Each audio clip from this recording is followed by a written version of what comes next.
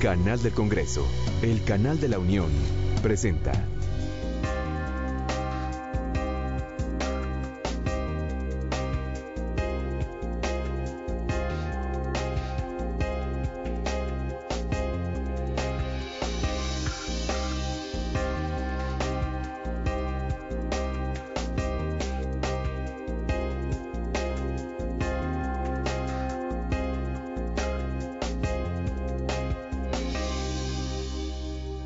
¿Qué tal? Como siempre, un gusto saludarle aquí en el canal de televisión del Congreso de la Unión. En estos días en que hemos tenido la oportunidad de platicar con usted alrededor de distintos temas de interés legislativo parlamentario, pero también de interés de nuestros legisladores. Hoy el Instituto Belisario Domínguez del Senado Mexicano ha invitado a una personalidad sin duda fundamental para entender la realidad, nuestra realidad occidental contemporánea. Él es Gilles Lipovetsky, quien es sociólogo y filósofo francés, y estará platicando aquí con nosotros en el canal Congreso durante unos minutos. Muchísimas gracias por esta entrevista para el canal de televisión del Congreso Mexicano. Bueno, han pasado 3 décadas. En 1983 se publicó La Era del Vacío. ¿Hay algunos nuevos conceptos que hayan surgido en estas 3 décadas? ¿Qué incorporar a este texto tan fundamental para entender nuestra realidad actual? Par rapport à l'ère du vide, je pense que j'introduirais 3 choses. Premièrement, au niveau le plus descriptif, dans l'ère du vide, je développais l'avènement d'une culture que j'appelais cool, c'est-à-dire qui s'opposait à la bourgeoisie, aux conventions, au monde disciplinaire dont parlait Foucault, parce que c'était le développement des sociétés de loisirs, de la consommation.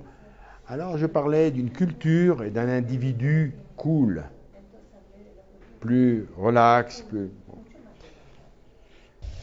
Je crois que l'époque a changé et je vois plus monter les phénomènes de l'anxiété, du stress.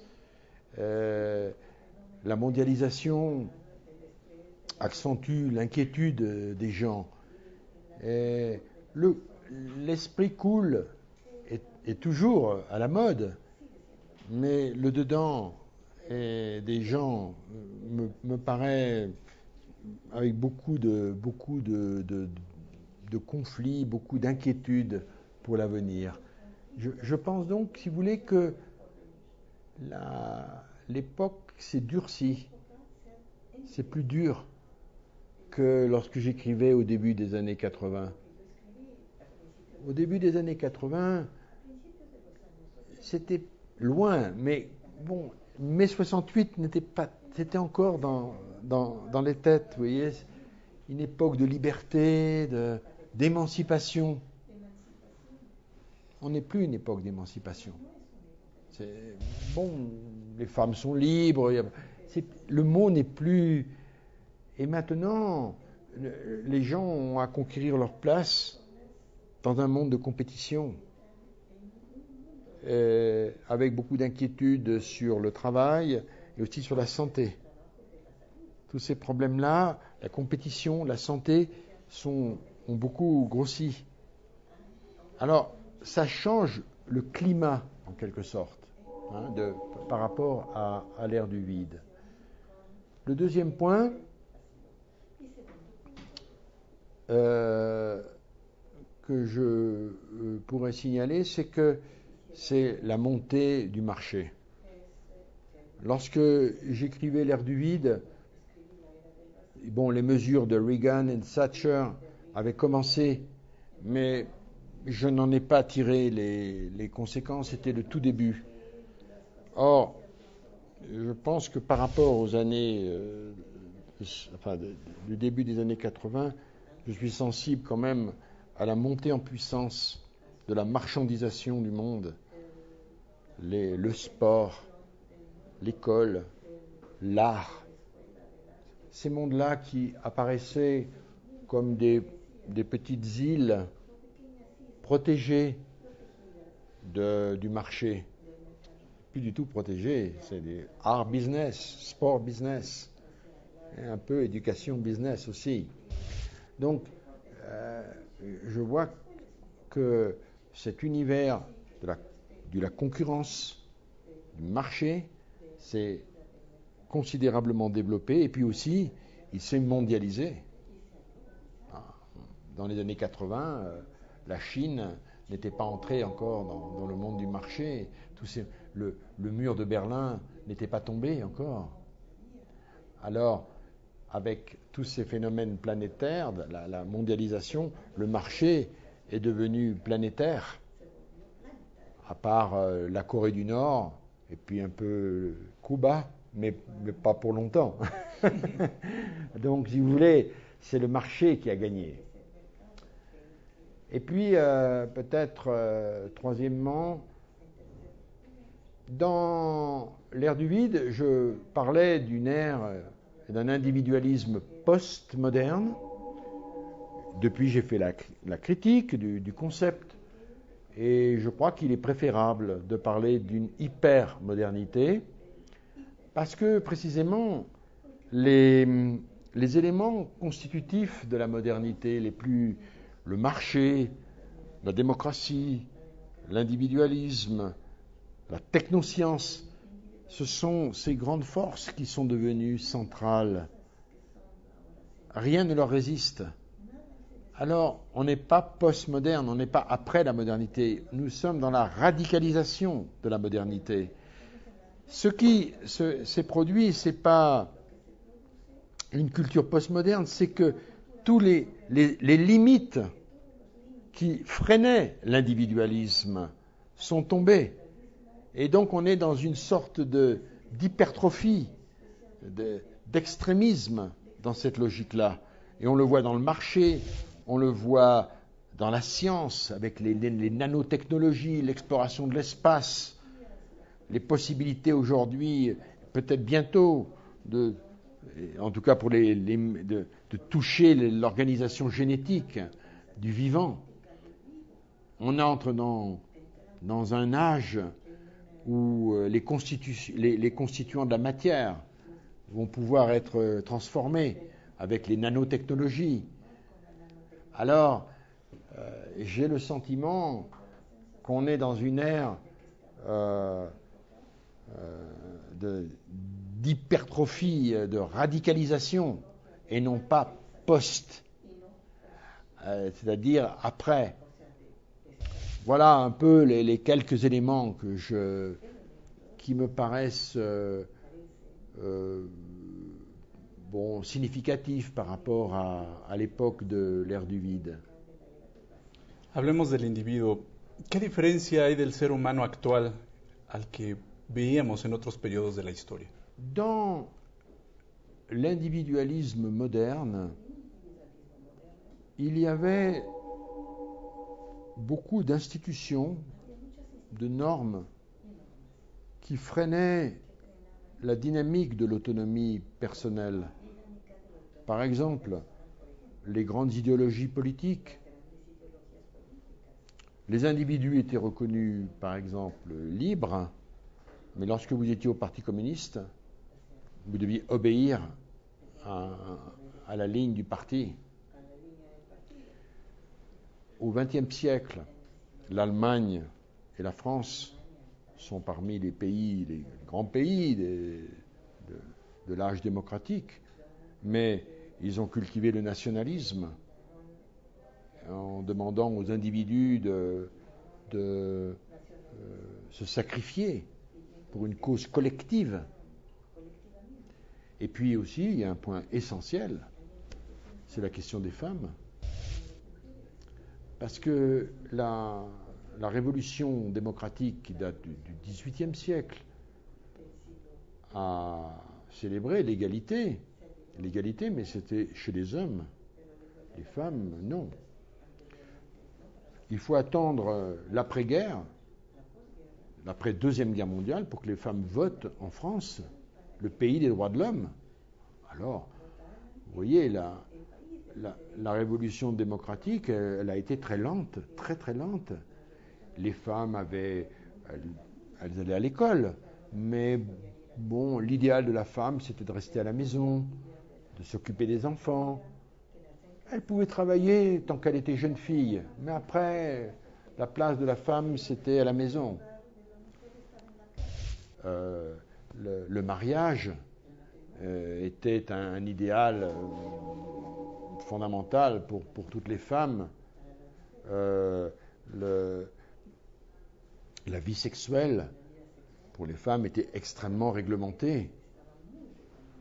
Alors, là, on est dans une vraie révolution. Il y a une révolution considérable.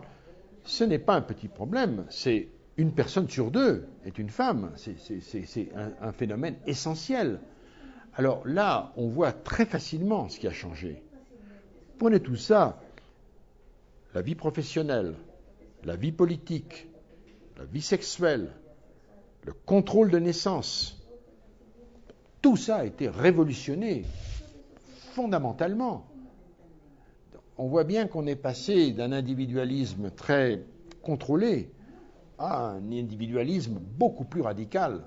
Aujourd'hui, les femmes veulent travailler, elles veulent s'engager politiquement, elles créent leurs entreprises, elles sont libres de leur corps.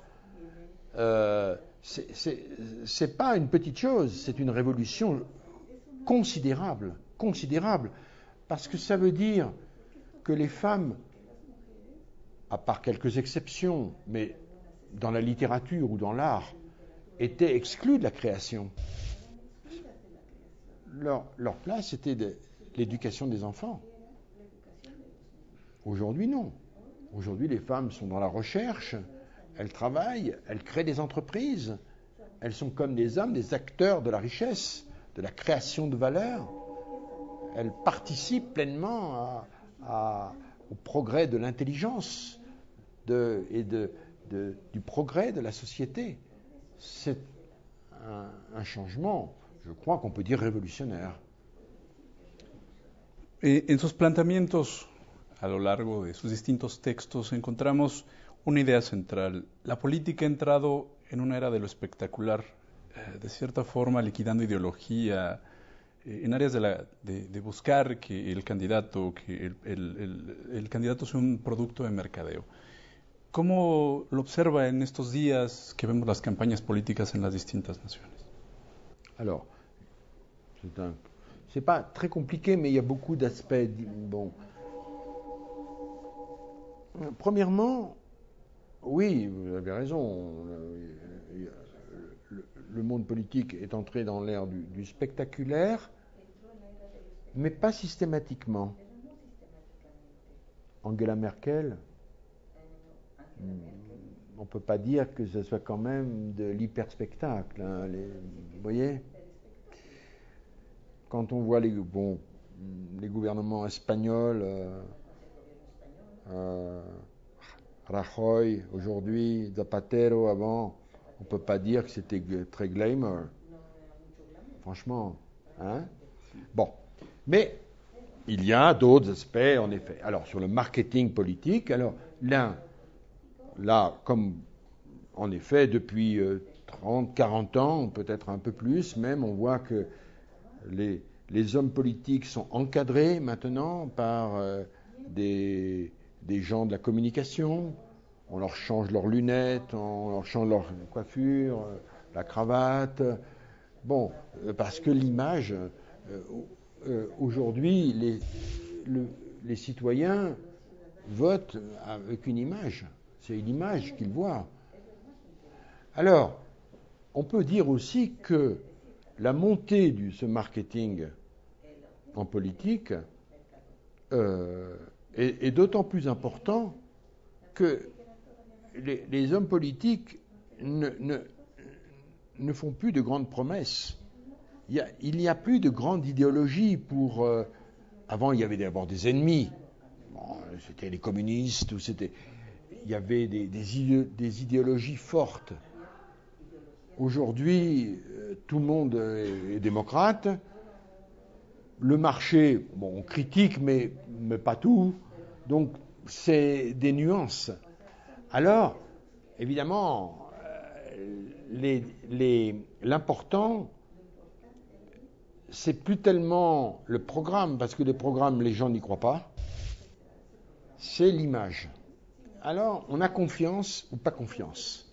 Et là, effectivement, je dirais plus peut-être l'image que le spectacle.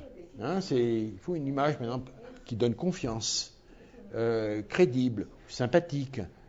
Et je crois que c'est une situation dans laquelle nous sommes et qui est difficile parce que la mondialisation, la globalisation, comme vous dites, elle a limité le pouvoir des États. Aujourd'hui, l'économie, les banques, le marché a pris une place considérable et les marges de pouvoir de l'État s'est rétrécie. En Europe, où il y a un chômage horrible, les gouvernements, après gouvernements, de la droite, de la gauche, échouent. Alors, les citoyens n'ont plus confiance. Vous dites ce qui est marquant dans la politique, c'est le spectacle, mais surtout il y a un phénomène peut-être plus important. C'est que les citoyens n'ont plus confiance dans les leaders politiques, dans l'État, pour résoudre la crise. Et en même temps, ils ne parlent pas de faire des coups d'État, pas de révolution, pas de violence. Ça, c'est le changement. Mais on est dans une situation nouvelle parce qu'on pense que la démocratie est mangée par le marché. C'est le marché qui crée les emplois. C'est ça. Les hommes politiques, ils disent on lutte contre le chômage. Oui, ils luttent, mais ils échouent. Alors, c'est dramatique. C'est l'impuissance de l'État qui est le problème. Mais heureusement, pas de tous les pays. Alors ça donne un peu d'espoir. Parce qu'après tout, il y a des pays qui réussissent à avoir un chômage tout à fait réduit, à donner de l'espoir aux jeunes générations, et puis d'autres non. Ce qui veut dire quand même que la politique peut avoir un sens. Parce que si l'échec, il devrait être partout, le marché, il est le même partout. Mais vous prenez l'Autriche, l'Allemagne, le Danemark, ce sont des pays qui réussissent très bien. Ils peuvent affronter la globalisation avec succès. Mais les pays du Sud, Portugal, l'Espagne, la Grèce, la France, réussissent très mal. Alors, ça dépend comment on prend le problème. On peut dire c'est un désastre, le marché a tué la démocratie, le libéralisme économique a tué le libéralisme politique parce que l'État n'a plus de force, il est impuissant. Dans ces pays-là, oui, mais pas partout. Ça veut dire que peut-être une des grandes vertus maintenant, dans une époque de globalisation, pour les hommes politiques de l'avenir, c'est le courage. C'est une vertu morale. Mais sans courage, les hommes politiques, ils ne font pas les réformes. Ils pensent à leur réélection ou à leur parti. Mais ça, c'est pas une politique qui permet de s'engager pour l'avenir. Il y a pas suffisamment d'action, de courage des hommes politiques pour prendre des mesures difficiles. Tous ces pays qui réussissent ont pris à un moment donné des mesures difficiles. Et après, il faut planter pour récolter. Là, ce sont des pays qui n'ont pas fait les mesures, les réformes nécessaires. Alors, je crois que dans la vie politique, l'État n'est pas condamné. il ne faut pas croire que le marché a pris toute la place. Il prend toute la place lorsque les hommes politiques ne font pas leur travail. Mais on peut faire des choses, mais il faut les faire. Et c'est difficile. Mais il faut les faire. Parce que sinon, ça se fera quand même. Mais on perd beaucoup de temps avec des drames pour l'emploi, des drames pour les jeunes. C'est horrible. En Espagne, il y a 25% de chômeurs. C'est horrible. Une personne sur 4 n'a pas de travail. Un jeune sur 2 n'a pas de travail en Espagne. C'est un drame. C'est comme une guerre. Et bon, on peut pas rester comme ça. La sociedad posmoderna, en la cual la pérdida del sentido de las grandes instituciones colectivas está ocurriendo, ¿qué impacto tiene esto en los parlamentos como espacios de representación democrática del ciudadano? Dans tous les pays, il y a beaucoup d'enquêtes. En sociologie politique, les chiffres, les statistiques, on en a énormément parce que c'est les journaux qui font, donc on connaît très bien. Et il y a un phénomène quand même, il y a quelques exceptions peut-être en Europe, mais quand même il y a une grande tendance. Les gens n'ont pas confiance. Ils n'ont plus confiance. Ils ont confiance dans encore une institution, ce sont les maires. Les maires, vous voyez, les maires des villes, là, ils ont confiance parce que c'est la proximité. Et puis ils jugent une politique municipale. Les maires ne sont pas frappés par cette crise de crédibilité, de confiance. Mais toutes les autres institutions, le président, la Chambre des députés, sénateurs, les organismes centraux, les syndicats, ont une image déplorable. Est-ce que c'est un scepticisme, irresponsable? Non. Non. Les résultats ne sont pas bons. Pourquoi il leur ferait confiance?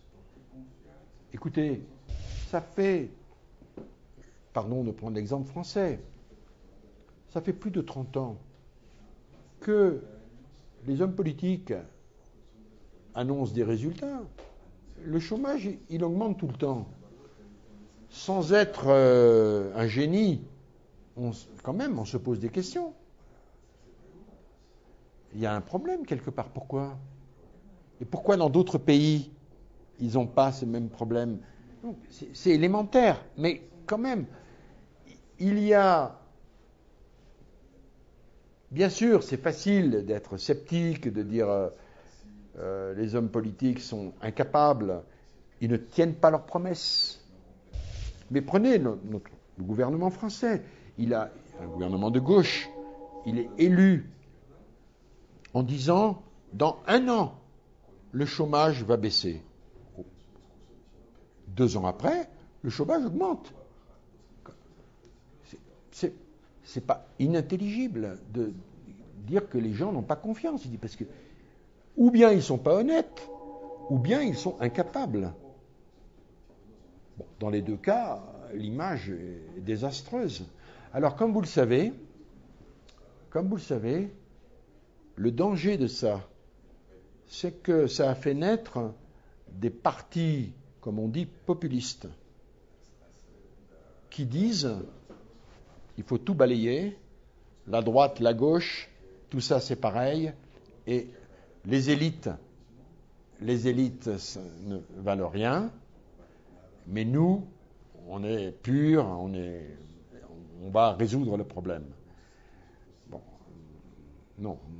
Alors, ça c'est des solutions, c'est dangereux, parce qu'une démocratie, elle n'existe pas sans des divisions. Il faut un conflit dans une démocratie, il faut des partis d'opposition, c'est la nature de la démocratie. Les solutions populistes sont des solutions dangereuses, mais surtout ce sont des fausses solutions. c'est de l'illusion. Alors, bon, je n'ai pas de solution dans ma poche. Je souhaiterais seulement que nous ayons des hommes politiques qui, lorsqu'ils sont au pouvoir, se comportent comme des chefs d'État et pas comme des chefs de parti. Parce que quand on est aux responsabilités de la nation, c'est la nation qui l'emporte, c'est plus le parti. Je crois qu'il y a des moments où c'est l'intérêt général qui doit emporter sur les intérêts catégoriels.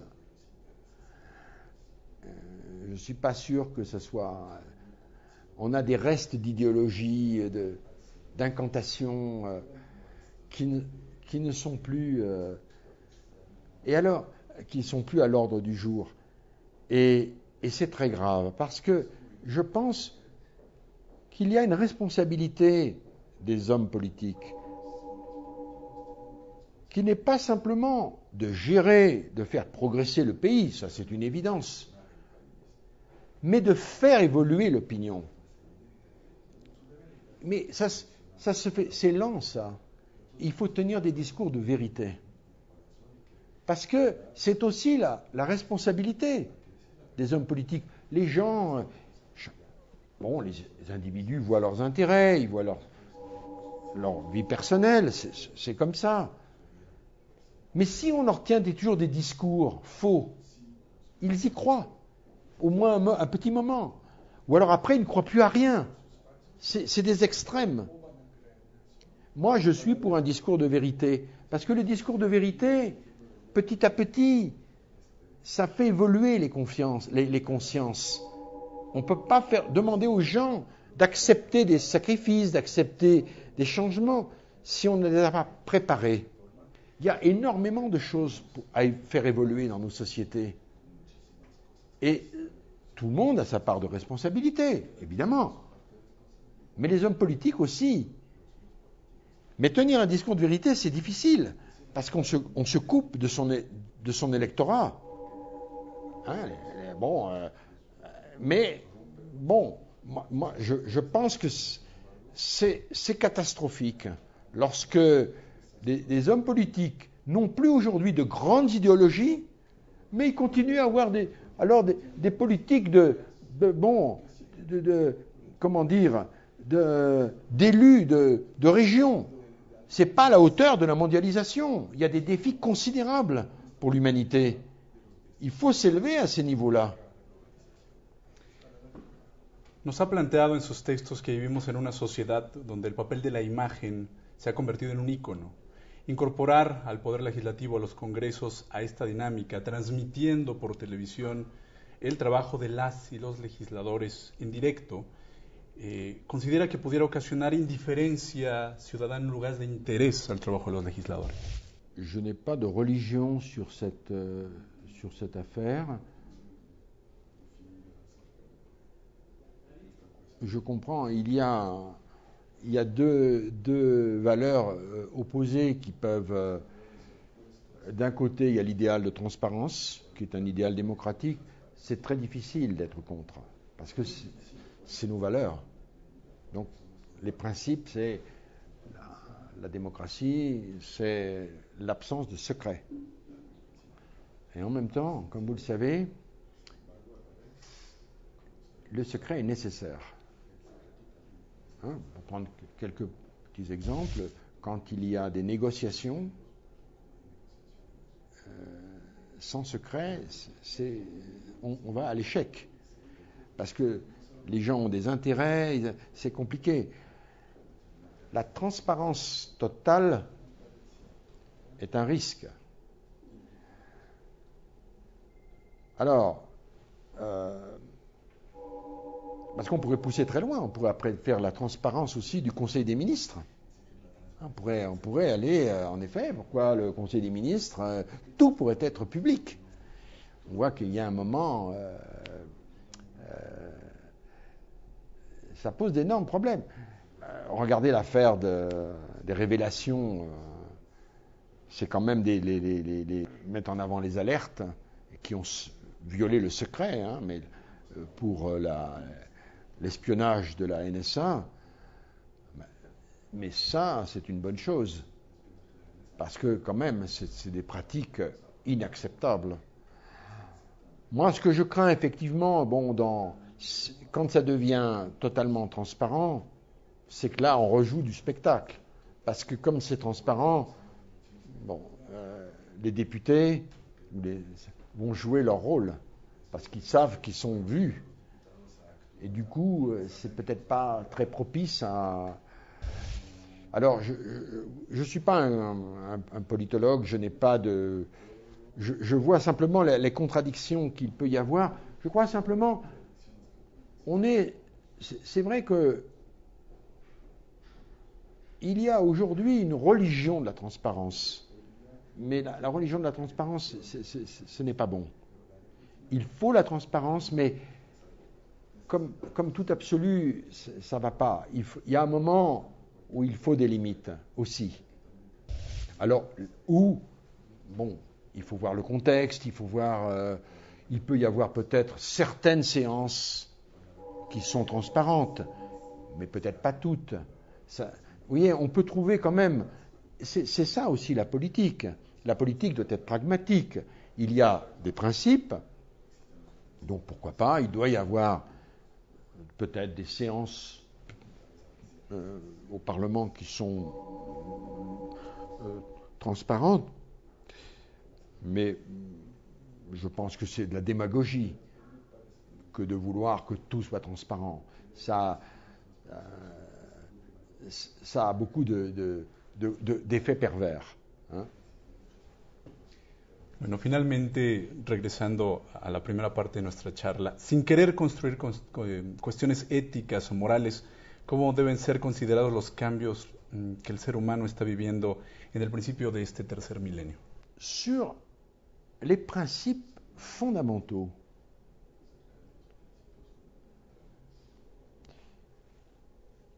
il y a une très large continuité quand même. Après tout, le message chrétien d'amour, c'est toujours le nôtre. Hein, on va en parler, il y a beaucoup de changements, mais pas tout. Les grandes valeurs encore des philosophes grecs ou de Jésus, le respect de la personne, ne pas faire violence, ne pas voler, ne pas tuer, les commandements de la Bible, pas tous peut-être, mais en grande partie, ce sont toujours nos valeurs. Hein. Bon. Alors, la nouveauté, ça ne veut pas dire qu'il n'y a pas de nouveauté. La nouveauté, je la vois d'abord dans le fait que c'est vraiment les valeurs humanistes qui ont pris toute la place de la légitimité. Parce que dans l'époque de la modernité triomphale, les éthiques sacrificielles ont triomphé. Hein, les hommes devaient se sacrifier. Avant la modernité, le modèle de la vie, c'est le Christ. Et le Christ, il s'est sacrifié pour l'humanité. Donc c'est un modèle de sacrifice, hein, qui était le modèle de sacrifice. C'est plus un modèle. Nous ne voulons pas de sacrifice. Avant, on apprenait aux enfants, tu dois mourir pour le pays. Mourir pour le pays, s'il y a un professeur, vous avez les parents qui viennent protester, non, c'est pas... Il n'y a plus de chansons, il n'y a plus de romans. Non, c'est ça l'individualisme. Hein, les gens veulent vivre bien. Ils ne veulent pas mourir pour des causes collectives. Ils peuvent le faire, mais de manière libre. Pas comme une obligation collective. Si c'est un choix, vous pouvez vous sacrifier. Il y a beaucoup de gens qui font beaucoup de choses, mais ils ne le disent même pas en termes sacrificiels. C'est un grand changement. Ça veut dire que les idéaux collectifs lourds se sont effrités. Et il reste, je crois, les valeurs humanistes centrées sur la personne. Mais ça ne veut pas dire des valeurs ou des non-valeurs égoïstes. C'est là où on rejoint la question de la responsabilité. Je crois que toutes nos sociétés sont malades de ça, évidemment. On voit partout dans tous les pays, y compris dans l'élite politique, qui donne des grandes leçons. Ils ont des pratiques malhonnêtes dans tous les pays, dans tous les pays. L'exemple est désastreux, évidemment. Bon, mais en même temps, je ne crois pas que l'individualisme du consumérisme, du plaisir, a ruiné le sens éthique. Je crois que le problème, c'est que c'est compliqué. Parce que, comme nous sommes devenus libres, on ne voit pas les choses de la même manière. Alors que les principes restent. Tout le monde aujourd'hui reconnaît la liberté des individus, l'égalité. Oui, mais la liberté, c'est quoi ? Là, on n'est plus d'accord. Qu'est-ce qu'on fait avec les gens dans les prisons ? Bon, c'est des problèmes de droit, des problèmes de traduction à faire. Prenons un exemple tout à fait passionnant sur l'euthanasie. Qu'est-ce qu'on fait avec les gens en fin de vie qui souffrent et qui ne vivent que parce que la médecine les empêche de mourir? Bon, tous les gens sont des gens des démocrates, ils croient en la liberté, mais les gens ne sont pas d'accord. Il y a toute une catégorie de gens qui disent la vie leur appartient, ils décident de mourir, ils n'ont plus aucune chance de vivre. La médecine doit laisser mourir les gens, voire même s'ils l'ont écrit avant, la médecine peut aider les gens à mourir. Et puis les autres, c'est un crime, on ne peut pas faire ça. Les deux, on peut comprendre. Les arguments sont recevables. Ça ne veut pas dire qu'il y a des méchants et des bons. Ils ne traduisent pas les idéaux de la même manière. Ça ne veut pas dire une décadence morale. Il n'y a pas de décadence morale. C'est le monde de la liberté qui a gagné le monde des valeurs. Avant, la vie éthique, elle était de type traditionnel. On savait ce qu'était le bien et on savait ce qu'était le mal. Et il y avait une certitude. Aujourd'hui, on a les mêmes valeurs, mais on ne les décline pas de la même manière. Alors, on est dans des périodes de conflit. Et les gens s'affrontent très fortement. C'est des questions fondamentales. Même chose pour les techniques de procréation. Qu'est-ce qu'on fait avec ça ? Les anglo-saxons acceptent les mères porteuses, les surrogate mothers, mais dans d'autres pays, non, ça c'est un scandale, c'est la marchandisation du ventre des femmes. Et, il y a des ennemis complets. Ce sont tous des parfaits démocrates. Ce n'est pas des fascistes d'un côté, non, pas du tout. Mais ils ne font pas la même analyse. C'est le prix à payer des démocraties qui avancent. Nous n'allons pas vers des démocraties homogènes, des démocraties sans conflit.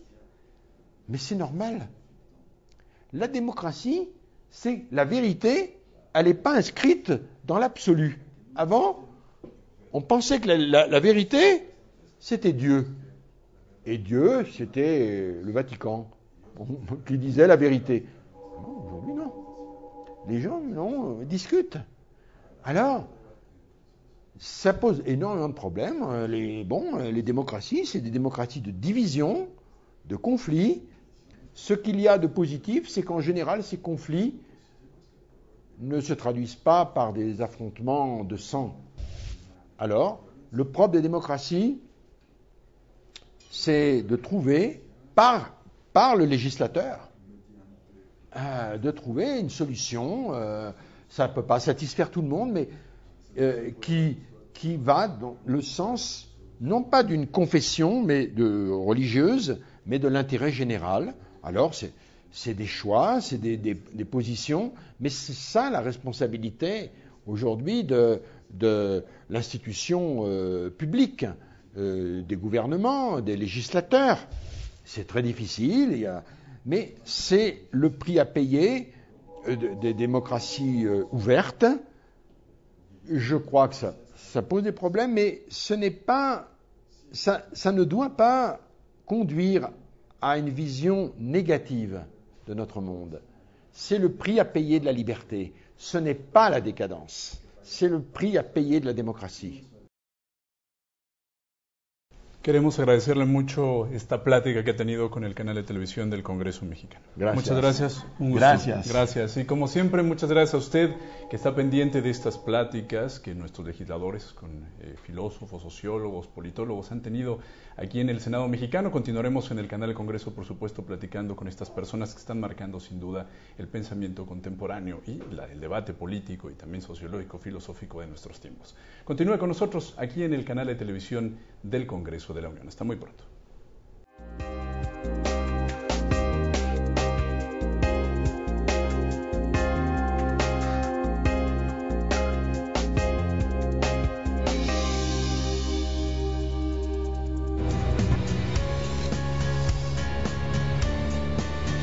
Canal del Congreso, el canal de la Unión, presentó.